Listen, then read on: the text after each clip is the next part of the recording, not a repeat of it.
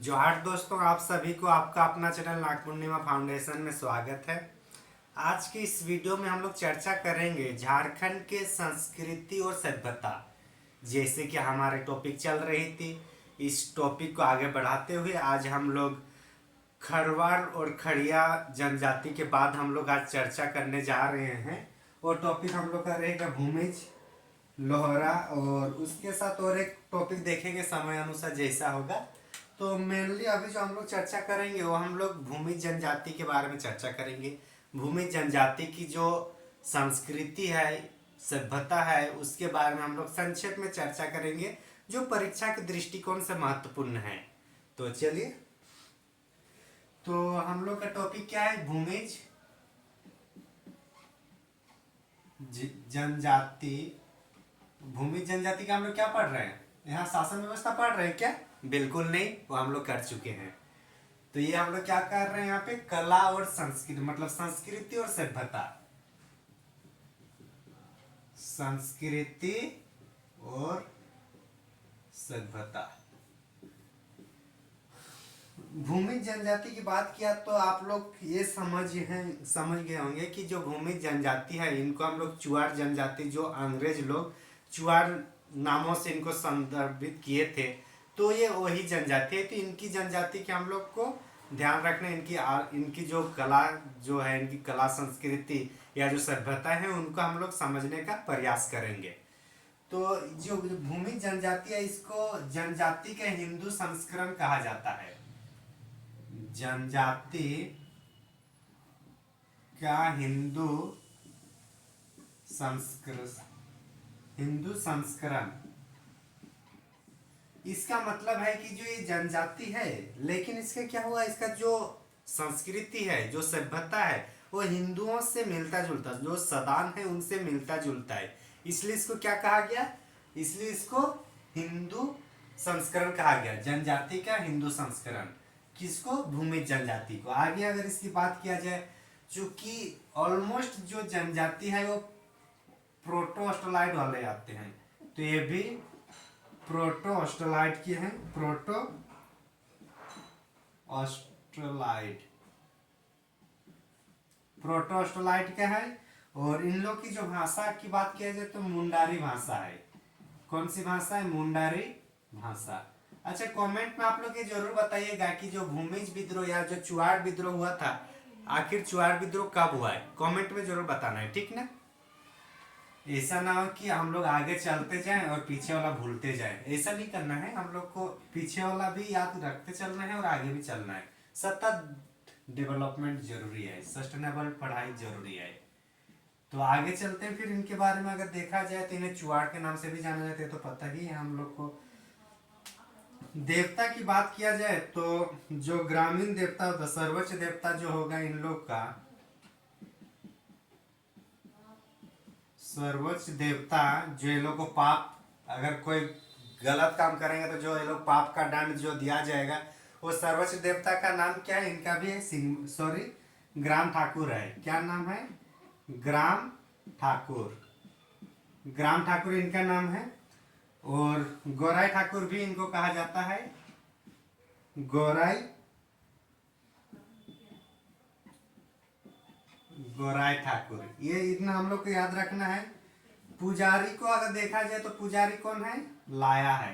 हालांकि पुजारी को हम लोग चर्चा कर चुके थे जब हम लोग शासन व्यवस्था पढ़ रहे थे, उसी टाइम।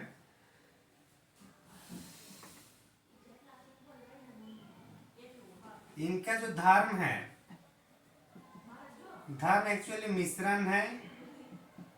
मिश्रण है किसका? मिश्रण है इसका हम लोग का हिंदू धर्म और जीवात्मावाद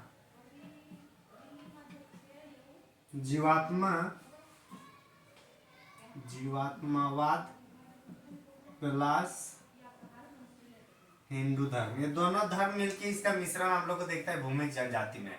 तो ये हम लोग भूमि जनजाति के बारे में हम लोग को इतना ही पढ़ना था।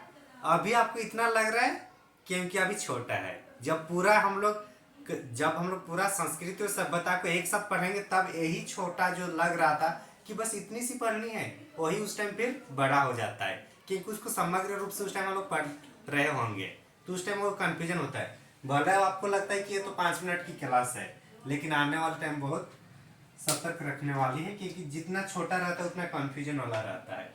तो भूमिज जनजाति के बारे में हम लोग देख चुके हैं। आगे चलते हैं, हम लोग फिर चर्चा करेंगे लोहरा जनजाति के बारे में। लोहरा जनजाति जैसे कि नाम से ही पता चलता है कि लोहरा मतलब जो लोहे का काम करते हैं। अगर आप लोग गांव घर में रहे होंगे या गांव घर में रहते होंगे तो आप लोग को पता होगा, जो मतलब ठंडे के टाइम जैसे क्या होता है, ठंडे के टाइम आप लोग देखे होंगे कि सुबह सुबह जो लोग जाते हैं शाम को पहुंचाने जाते हैं, जैसे हाल का, हालांकि अभी हाल लोहे का हाल डायरेक्ट आ गया।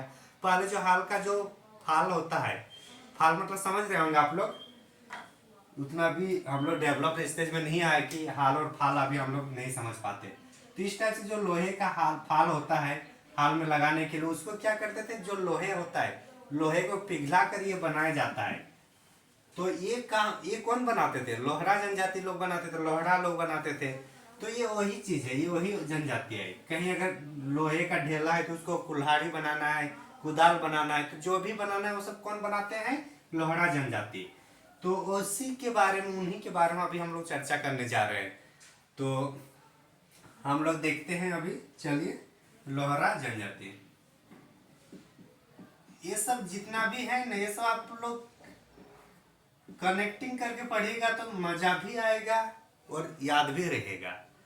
क्योंकि हर एक चीज को आप बुकिस को लैंग्वेज से आप कैसे समझ सकते हैं, हर एक चीज को जब हम लोग के हमारे आसपास होता है तो उस चीजों को कनेक्ट क्यों ना करें। जरूरी थोड़ी है कि बुक ही देखना है।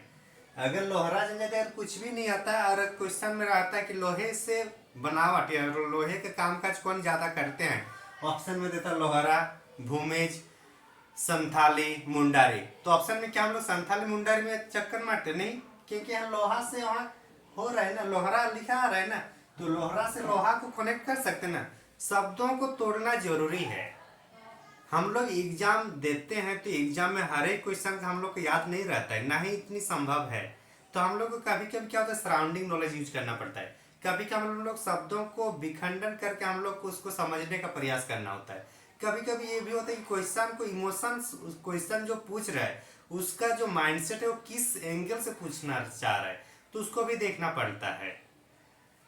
तो इसलिए चलिए लोहरा जनजाति के बारे में संक्षेप में तो चर्चा कर ही लिए, तो इसका कुछ काम धाम भी देखते हैं कि आखिर ये लोग काम क्या करते हैं।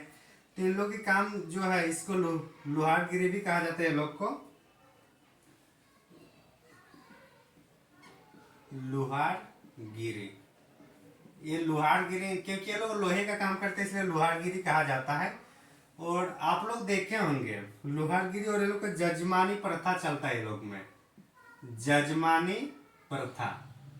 देखिए जजमानी प्रथा से भले हम लोग को समझ में नहीं आता है, लेकिन ये क्या है इसको हम लोग समझते हैं, इसको हम लोग देखे भी हैं। इवन आप लोग देखें कि नहीं पता, लेकिन हम लोग इसको, हम लोग शायद चलता है अभी, हालांकि नहीं है। जजमानी प्रथा में ये होता था कि जैसे मान के चले कोई सालों भर कोई जो नाई है वो हर सप्ताह आते हैं, नाखून बाल जो भी है काटते हैं, ठीक।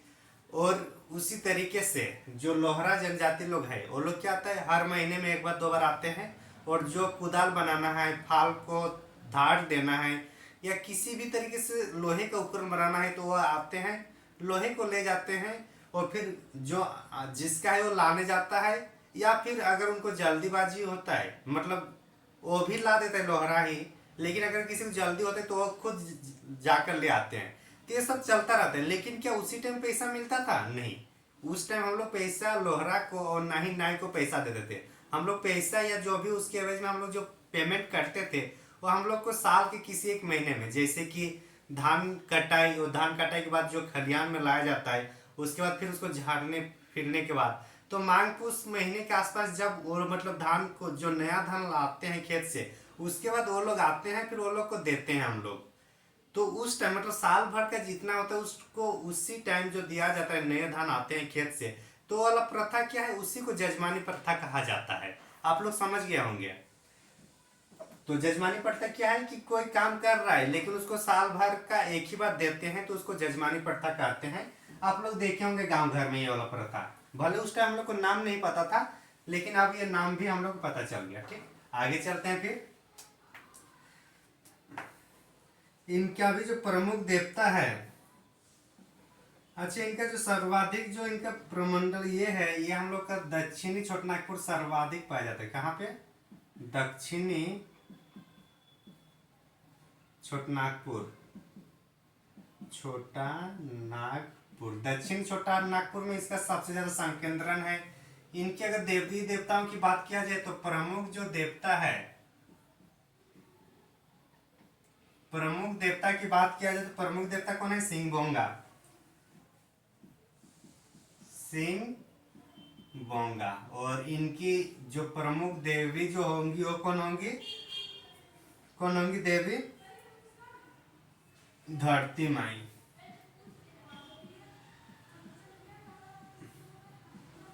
तो इतना हम लोग को याद रखना है इसमें।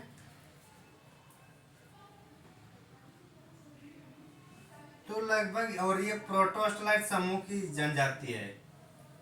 अच्छा, ये जो लोहारा जनजाति, चूंकि हम लोग देखते हैं ये लोहारा जनजाति जो सदान लोगों के आसपास ये ज्यादा रहते हैं। सदान लोग के आसपास ज्यादा रहने के कारण इसको देखिए, इसको भी समझते हैं। ये लोग का सदानी भाषा है ना।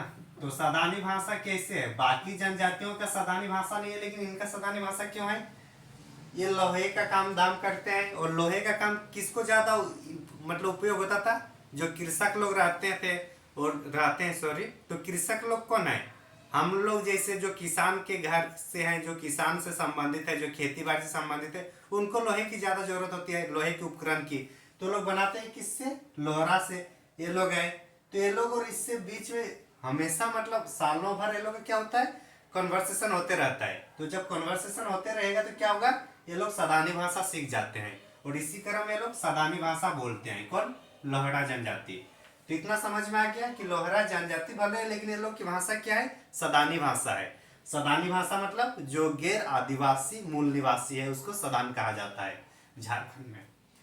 तो और इसका जो समूह है, प्रजाति समूह जो है, ये प्रोटो ऑस्ट्रोलाइड है। प्रोटो ऑस्ट्रोलाइड। प्रोटो ऑस्ट्रोलाइड है। तो समझ में आ गया कि लोहरा जनजाति लोग सदानी भाषा बोलते हैं। सदानी भाषा बोलने का कारण है आर्थिक, क्योंकि वो लोग का आर्थिक के लिए कन्वर्सेशन होता है, उसी कन्वर्सेशन में ये लोग की भाषा भी सदानी बन जाती है। आते हैं हम लोग फिर तीसरे टॉपिक को आज कंप्लीट करते हैं। तीसरा टॉपिक हम लोग का है असुर जनजाति के बारे में। कौन सी जनजाति? असुर। असुर जनजाति की जब भी बात आती है तो ये झारखंड की सबसे प्राचीन जनजाति माना जाता है। किसको? असुर जनजाति को। चूंकि प्राचीन जनजाति है, और उस टाइम तांबा वगैरह जो लोहे का जो गलाना, ये सब का काम कौन करते थे? हम लोग का असुर जनजाति। असुर जनजाति के पूर्वजों के द्वारा। तो हम लोग उस चीज को हम लोग समझने का प्रयास करते हैं इस टॉपिक में। असुर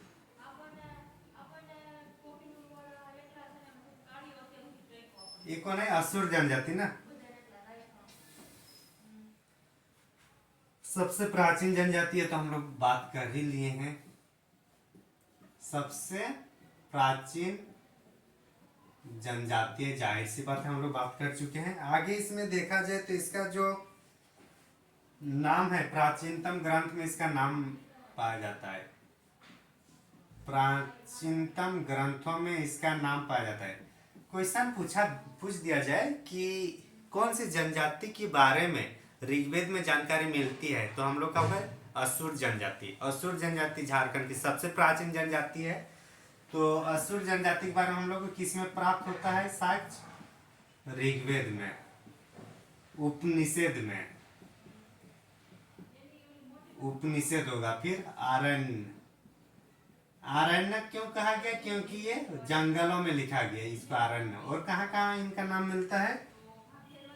महाभारत में मिलता है।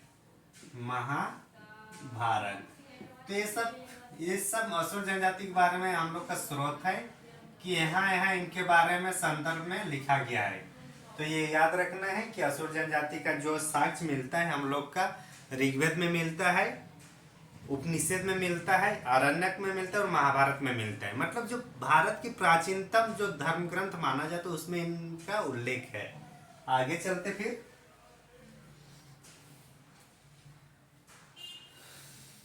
तो इनका जो पाठ प्रदेश का मुख्य केंद्र है, मुख्य संकेंद्रण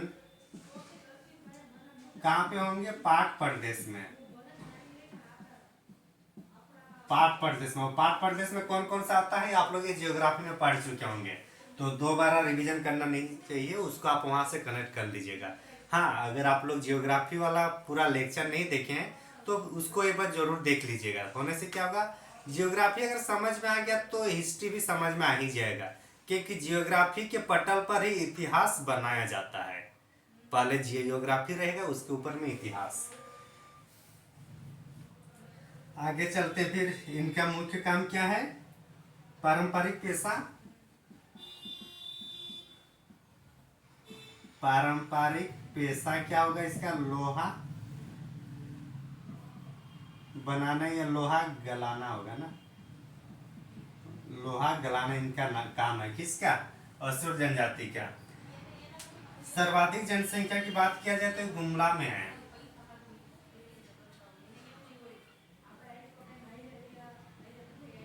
सर्वाधिक जनसंख्या कहाँ पे है? गुमला में है। सर्वाधिक जनसंख्या कहाँ पे है असुर जनजाति की? गुमला में है। आगे चलते फिर इसमें भाषा क्या हो गया लोग का? ये तो प्रोटोस्टलाइड होगा, क्योंकि आदिवासी ऑलमोस्ट जो है वो प्रोटोस्टलाइड है। अगर उराव को छोड़ दे तो उराव जो है हम लोग का द्रविड़ है, तो ये प्रोटोस्टलाइड है। और भाषा होगा असुरी, नाम से ही पता चल रहा है असुर से भाषा असुरी हो जाएगा। इनका 3 उपजाति है। 3 उपजाति में कौन कौन से, उसको एक बार हम लोग चर्चा करते हैं। 3 उपजाति में कौन कौन सी है इसका? वीर असुर, वीर असुर है। दूसरा है हम लोग का विरजा, विरजा असुर, वीर असुर। और एक तीसरा होगा अग्रिया, अग्रिया असुर। तो टोटल जो असुर जनजाति है उसको 3 भागों में डिवाइड किया जाता है, वीर असुर, बिरजिया असुर और अग्रिया असुर। ठीक, आगे चलते फिर इस इनका जो सिंगोंगा वगैरह है भगवान का नाम, उसको थोड़ा देखना है इसमें, क्योंकि इम्पोर्टेंट हो जाता है, क्योंकि सबसे प्राचीन हम लोग का जनजाति है, तो इसके बारे में जानना जरूरी है।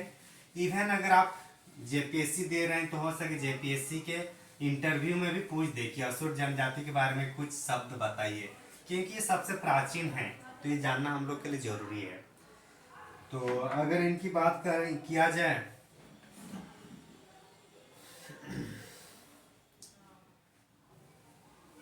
असुर जाति में जो गत्र होता है, गत्रों को क्या कहा जाता है? पारस कहा जाता है। क्या कहा जाता है? पारस। सॉरी, पारस नहीं, पर हाँ पारस ही है। तो असुर जाति में गत्रों को क्या कहा जाता है? पारस। आगे चलते हैं फिर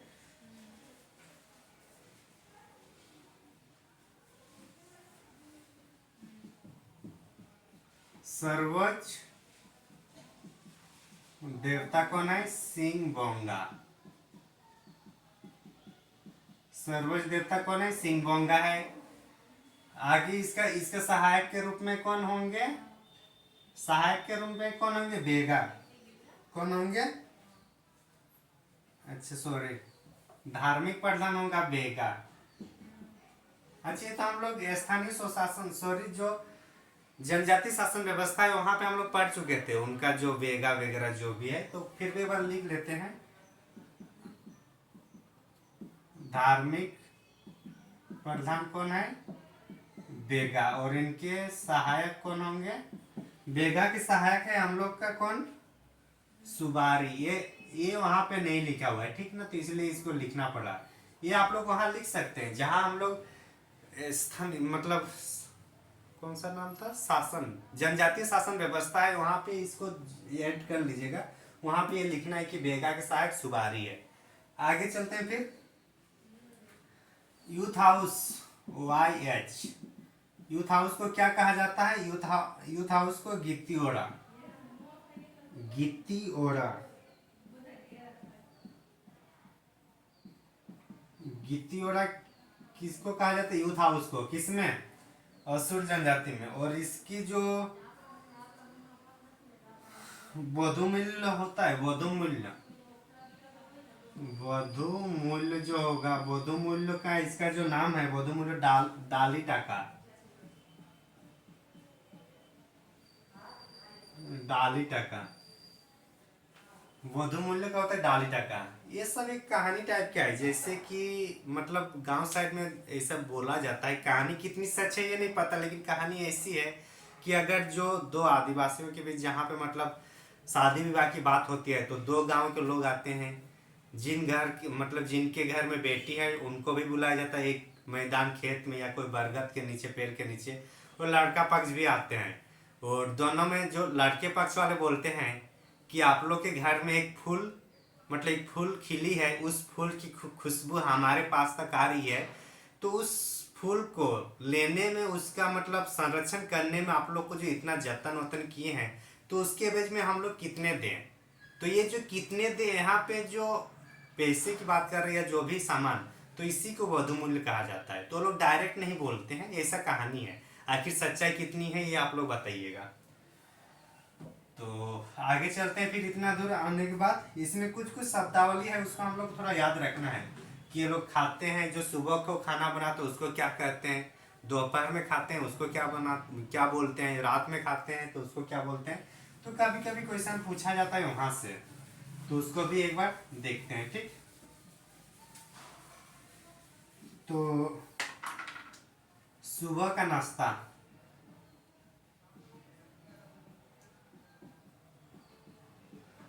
सुबह का नाश्ता को क्या कहा जाता है?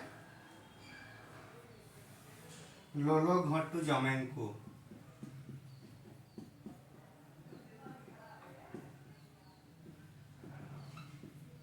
जमेंकू और कहीं कहीं इसको जमका कहा जाता है। क्या कहा जाता है? लोलो घोटू घंटू जमका। आप लोग नाश्ता करते होंगे, गांव घर में नाश्ता वास्ता कुछ नहीं होता है, वहां पे डायरेक्ट सुबह खाओ, 8-9 बजे खाना बन जाता है, एकदम गर्मा गर्म खाते हैं। दोपहर में खाओ, शाम को भी खाओ। गांव में नाश्ता में चावल ही होता है, खाना ही होता है, भात ही होता है। हाँ, बहुतों का होता है जिनके पास टाइम है वो लोग बनाते हैं, नहीं तो खाना जब वही होता है। ये अपना बता रहा हूँ, बाकी आप लोग देख लीजिएगा। सुबह का नाश्ता हो गया। शाम की अगर देखा जाए तो शाम का खाना, शाम का जो खाना है, शाम का खाना को क्या कहा जाता है? शाम का बियारी घोटू जमीन को, बियारी बियारी घोटू जमका। तो अभी तक इतना समझ में आ रहा है कि घोटू जमकू का मतलब खाने का कुछ सामान होगा, खाने का चीज होगा। अगर मेरे को असुरी लैंग्वेज नहीं आता है, अगर आप लोग का आता है तो कंफर्म कीजिएगा कि जो घोटू जमका इसमें भी है और इसमें भी है। इसका मतलब है कि जो खाना खाते हैं उसको घोटू जमका कहा जाता है। ऐसा हम लोग मान सकते हैं अभी तक। अगर कोई अगर असुरी भाषा जानते हैं तो जरूर कंफर्म कर दीजिएगा, ठीक ना। तो मेरे को लग रहा है खाता खाना खाना इस टाइप से, उसके मतलब क्या होता है? घोटू जमका मेरे को लग रहा है। एक बार कोई है तो जरूर कंफर्म करके बता दीजिएगा। और बोथा या झुरनुई, हड़िया के लोग क्या बोलते हैं? हड़िया के लोग बोलते हैं बोथा। कभी कभी क्वेश्चन पूछता है कि बोथा क्या है, मतलब क्वेश्चन पूछने की संभावना रहती है। जैसे पोइला पूछा था कि पोइला क्या है, तो उसी तरीके से ये भी पूछ सकते हैं कि बोथा क्या है। तो बोथा या झुरनई, बोथा या झुरनई को क्या कहा जाता है? हड़िया। आगे चलते हैं फिर। चामबंदी, चामबंदी का मतलब होता है चमड़ा धागा बांधने की रिवाज। मेरे को लग रहा है इसका मतलब जैसे जो अगर कोई हाथ में या कहीं पे जो रस्सी या धागा बांधते हैं, उसी तरीके से जो मतलब चमड़े का जो बांधा जाएगा उसको क्या कहेंगे? उसको चामबंदी कहेंगे। चमड़ा धागा, चमड़ा धागा बांधने का रिवाज, बांधने का रिवाज। ठीक। और एक चीज शब्दावली आता है, ईदी, ईदी ताइमा, ईदी ताइमा। इसका मतलब होता है एक प्रकार का शादी का ही नाम है, विवाह से संबंधित इसका नाम है। एक विधि है ईदी ताइमा। तो इस तरीके से अगर आज के इस वीडियो में देखें तो हम लोग 3 जनजाति के बारे में, उनकी सभ्यता, उनकी संस्कृति के बारे में संक्षेप में एक छोटा सा अंक समझने का प्रयास किए जो परीक्षा के दृष्टिकोण से महत्वपूर्ण है। उसमें हम लोग पहले देखे भूमि जनजाति के बारे में, फिर लोहरा जनजाति के बारे में देखे, और फिर अभी अंतिम रूप से हम लोग देखे असुर जनजाति को। तो आप लोग को वीडियो लेक्चर कैसे लगा जरूर बताइएगा कमेंट करके। थैंक यू फॉर वॉचिंग, धन्यवाद। हाँ, अगर कोई नए हैं तो जरूर चैनल को सब्सक्राइब कीजिएगा।